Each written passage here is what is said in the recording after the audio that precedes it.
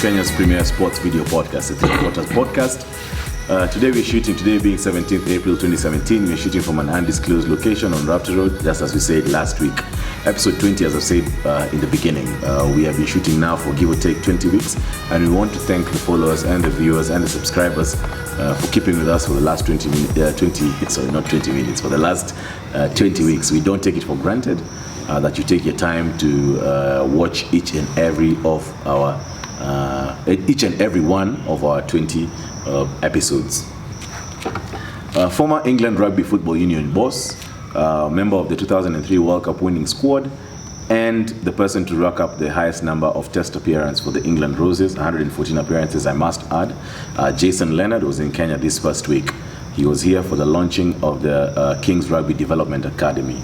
And when he was here, Jason Leonard had this to say, and I quote, "It goes without saying that Kenya has reached the Sevens World Cup semi-finals twice, besides winning the Singapore Sevens. But I am trying to imagine the interest that could have been created if Kenya qualified for the 2015 World Cup." Jason Leonard might not know the Three Quarters Podcast. As a matter of fact, I'm sure he doesn't know the Three Quarters Podcast. He doesn't know Ngash, he doesn't know Goose, he doesn't know the production team. He might know KT, by the way. But anyway, what he knows, what Jason Leonard knows, is what the Three Quarters Podcast has been trying to achieve ever since its inception. And that is popularizing the game of rugby 15s, because this is the bedrock of rugby. It is as a result of this that we've created the Road to Japan hashtag to garner up support for the Kenya Simbas as they start their World Cup qualifiers to honor support at the Rugby World Cup in Japan in 2015. They take on Germany in a test match before taking on Uganda, Senegal, and Tunisia. They then wrap up with Zimbabwe in Bulawayo and finally Namibia in Windhoek. So let's support these boys by jumping onto the Road to Japan hashtag. This is Ngash, your official noisemaker. Jeringus, Kenyana. And today we are joined by former Kenya Harlequins and Kenya Fly Half, and former Kenya Harlequins and Kenya 15's coach, Kenneth Thimba, popularly known as KT. Karibu Three Quarters, boss. Cheers. Goose, we start with you. We were at the Nakuru Tens this past weekend. That's from the 14th to the 16th of April 2017. Who was your bad man of the tournament? Who was the guy who stood out? Bad guy of the tournament. Yeah. Started off with I think the first day, that was the 15th. Yeah.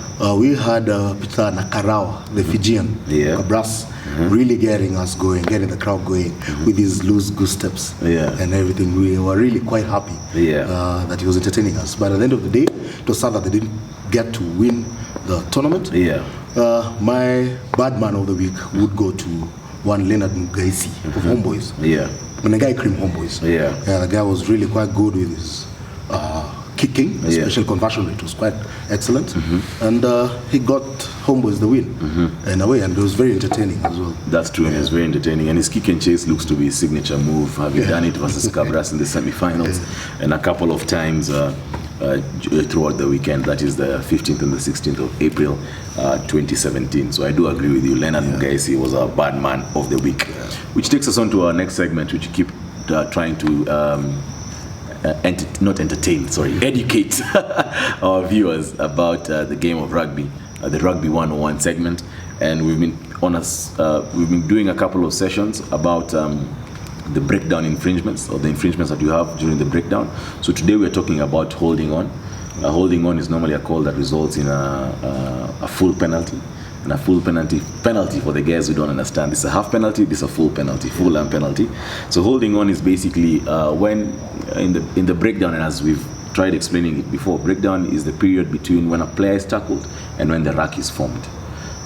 So when you're tackled, you being the player who has the ball, you have to place the ball on your side, by the way, on your side of the pitch. If you place it on the other side, it becomes a knock-on. So you have to place it on your side, and you have 5 seconds to release the ball, right? Why it normally results in it being an infringement is either you're in isolation, therefore you've broken the tackle, and either you've broken the tackle or you've gone on your own, therefore you don't have support play from your guys. So it opens you up because you have to release the ball once you're tackled. Number one. Number two, you're playing against a team with an excellent guys who are excellent at the breakdown. Case in point, New Zealand, the New Zealand All Blacks, who've been excellent at the breakdown situation. Therefore, you have guys, they tackle you, the tackler releases you, or the first person to the rack, he contests for the ball, and you hold on because you don't want to lose possession. So holding on, as you're saying, it results in a full penalty for the other team. And a full penalty, as I've told you, is a full arm as opposed to a half penalty. Next topic, Nakuru 10th. We had a chance to be down in the Suguta Valley for the Nakuru 10th. Just a quick wrap up of the results. Homeboys, of course, beat Strathmore for the main cup. We had Nakuru beat Impala for the plate 10-0. We had Cabras beat Black Blood for the ball 19-12. And the Egerton Wasps beat the Jacquard Cougars 12-5 for the Shield final. Before we get to you, Katie, Goose, I want you to talk about your thoughts on the tournament. Well, that tournament has really lost its oomph, if I may call it that. Yeah. Yeah, because back, let's say 3-4 years ago, when that's when they got that period of it becoming Nax Vegas. Yeah, we knew that the fans would really trickle in, and the standard of rugby was quite high.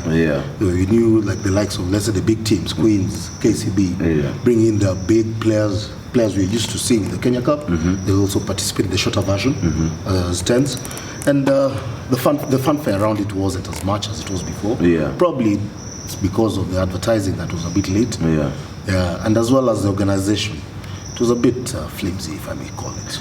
Katie, what do you think is a problem that's happening in Kenyan rugby right now? Because Nax Vegas, when Nakuru 10s, the Great Rift and Aside tournament started, I won't say, like, let's not even started. Let's give it like 10 years ago. Guys used to be given plans for Easter by their farmers, and they did not want to go for those plans because he wanted to be in Nakuru for 10s, because that's where the action was going to be. That's where the name Nax Vegas came from. It's a spin-off from what you saw at the Safari Sevens last year. What do you think is happening in the management of rugby tournaments currently? Well, I'll have you know. Yes. I was MVP at Nax Vegas. Maybe 10 years ago. Story for another day. Yes. However, I think there are very many competing interests. Right now, Kenya Cup is really hot, and clubs want to keep their top players primed for the Kenya Cup. The Sevens is also going on. So I think Nakuru and Nax Vegas is an amazing venue. But 10-a-side rugby really is festival rugby. It has really no place in the world rugby setup, so to speak. So where do you go? So you're a great player at 10s, so do you go to the 15s? Do you go to the 7s? So in terms of aspiration-wise, where would a hot player in the 10s go? Is he a 15s player? Is he a 7-a-side player? And I think that's what's taken that away. Also, given that the 7th circuit is also coming up, many clubs possibly are thinking, should we put out our best guys there, or should we rest them, coming off a very hard Kenya Cup season? So people are nursing injuries and so on. So it's sad, but I think Nakuru is an amazing tournament. And again, we have princely 7s. So what's priority? What should I think about as a player? Should I play 10s, or should I prime myself for the 7s? So I think that's where the catch-22 is. It's very sad, as you've had the fanfare was missing, the festival was missing from the Nakuru 10s, Great Rift 10s tournament.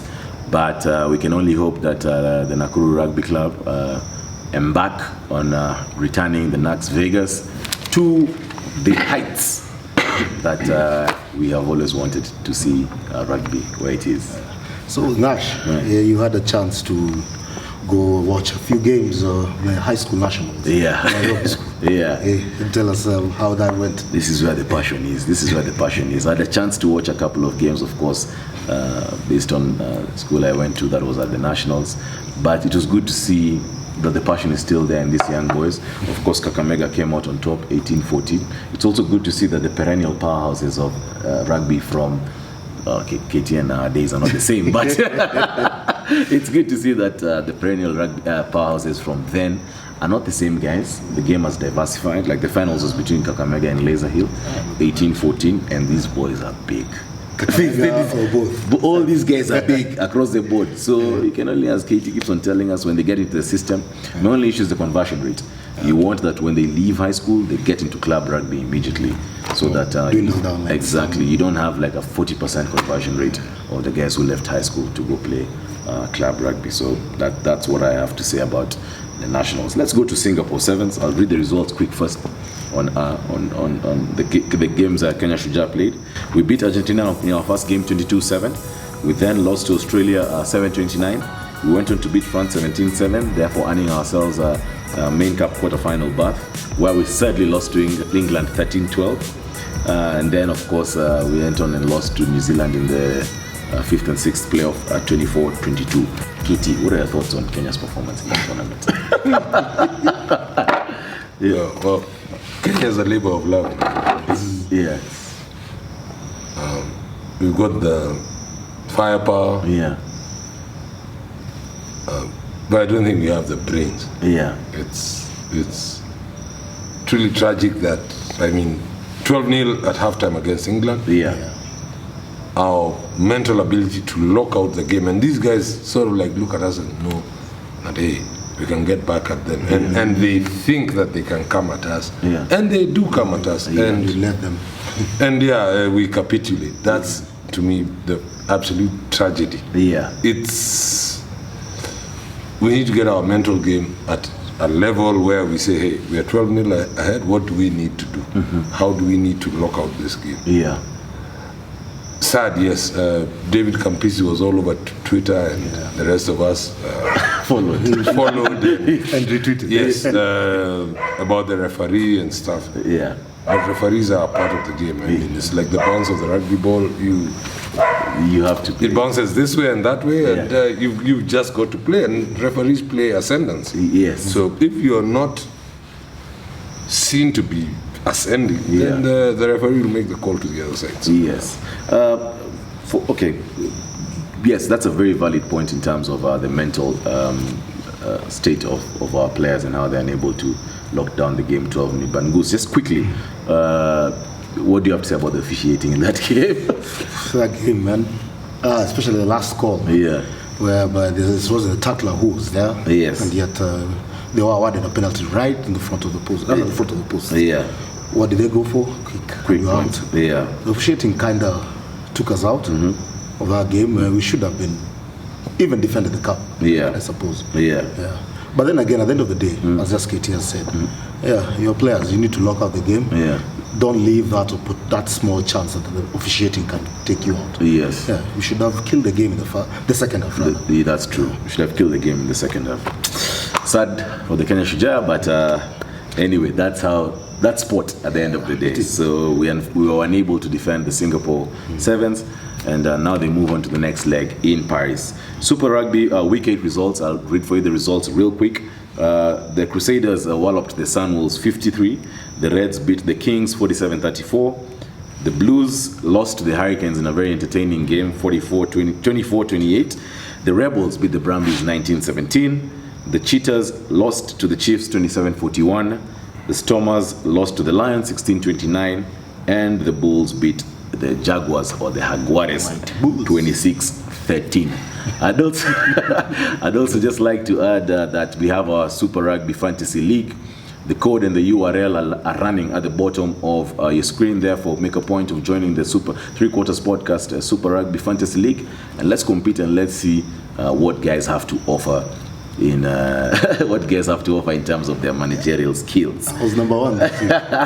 Just to note. Yeah, but anyway, episode 20, part 2 of the 3/4 podcast. As always, we ask you guys to like our Facebook page. We ask you guys to follow us on Instagram and to subscribe to our YouTube channel. This has been episode 20, part 2. This is Ngash, your official noisemaker. Jeringus, Kenyana. And to our guest for the week, former Kenya Harlequins and Kenya fly half or standoff. You really need like about 2 minutes to my accolades. My accolades. And okay, former Kenya Harlequins and Kenya national 15s coach for 3 years, I think, Katie, 2000 to 2003. Yeah. We want to say from the Three Quarters podcast, thank you very much for joining us for this shoot, boss. I know we'll be seeing you at the finals. Pleasure's all mine. Cheers, boss. Keep it live, keep it locked for part 3.